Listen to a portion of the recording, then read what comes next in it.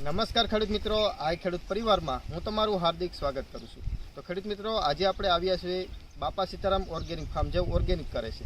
તો તેના માટે આપણે ખેતીની અંદર શરૂઆતમાં જે આપણે પાયાના ખાતર તરીકે આપણે શું નાખીએ છીએ તે આજે આપણે સંપૂર્ણ માહિતી લેવાની છે. તો ચાલો જોઈએ કે પાયાના ખાતરમાં આપણે શું એવું નાખી શકીએ છીએ.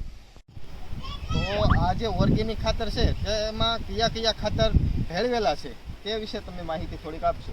હા, પેલું તો જે છે એ આ એઆઈડીનો ખોળ આપણે નાખેલો છે. અને આ નંબરમાં હવે જે આપણે એમાં એડ કરીશું કે આ છે માછલાની ભૂકી. માર્કેટની અંદર અવેલેબલ મળે છે અને કોઈ પણને જોતી હોય તોય આપણી પાસે આ મળી રહેશે. આ છે માછલાની ભૂકી.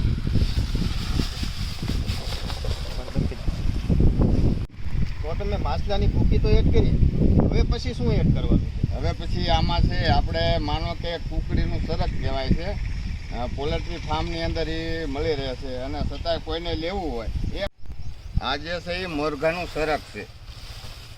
આ મરઘાનું સરક છે એ કમ્પોઝ કરેલું છે.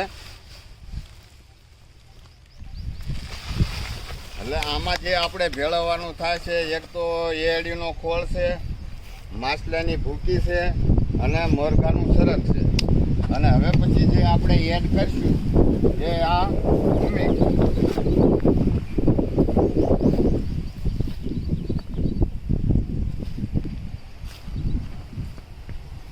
એ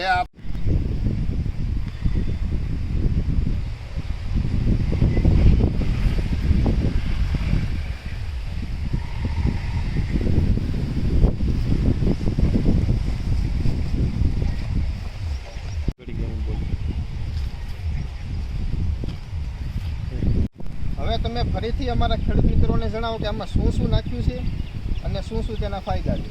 હવે જો આમાં પહેલાં તો આપણે એડીનો ખોળ નાખ્યો, બીજું આપણે માછલાની ભૂકી નાખ્યું, બીજું આપણે મુરઘીનું સરક નાખ્યું અને ભૂમિક આપણે નાખ્યું છે.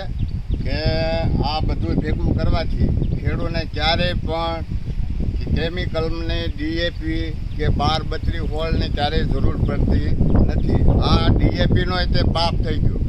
અને ઓર્ગેનિક ખેડૂત જે ખેતી કરતા હોય ઓર્ગેનિક, એનો પાયો મજબૂત બનાવવા માટે આ ખાતરનો 100% ઉપયોગ કરવો પડે. એટલે ક્યારેય કેમિકલ વાળું ખાતરની જરૂર પડતી નથી. આ ખાતર વિશે તો જણાવ્યું, પણ આનું ખેતીની અંદર કેટલું પ્રમાણ નાખવું અને તમારા કોન્ટેક્ટ નંબર એક આપજો. હા, બરોબર છે. હવે આનું જે પ્રમાણ છે એ એડિયું અને માછલીની ભૂકી અને મુરઘીનું સરક અને હુમિક 1 વીઘાની અંદર 1 કિલો જવું પડે. અને બાકી જે 3 ખાતર છે એ 1 વીઘાએ 40 કિલો જવા પડે, ત્રણે મિક્સ કરી. અને તો એનું પરફેક્ટ રિઝલ્ટ મળે છે. હું દર વખતે મારા ફાર્મની અંદર હું પાયા તરીકે આનો ઉપયોગ કરું છું. અને ખાસ કરીને જો ખેડૂત મિત્રો આ જે ખાતર વાવવું હોય તો પાયાના ખાતરમાં ખાતર દટાવવું પડે, એ ખાસ જરૂર છે. ઉપર નાખે આ એટલું બધું કામ કરતું નથી. અને જે કોઈને લેવાનું હોય અને તો મારો કોન્ટેક્ટ નંબર છે 63 55 48 55 98.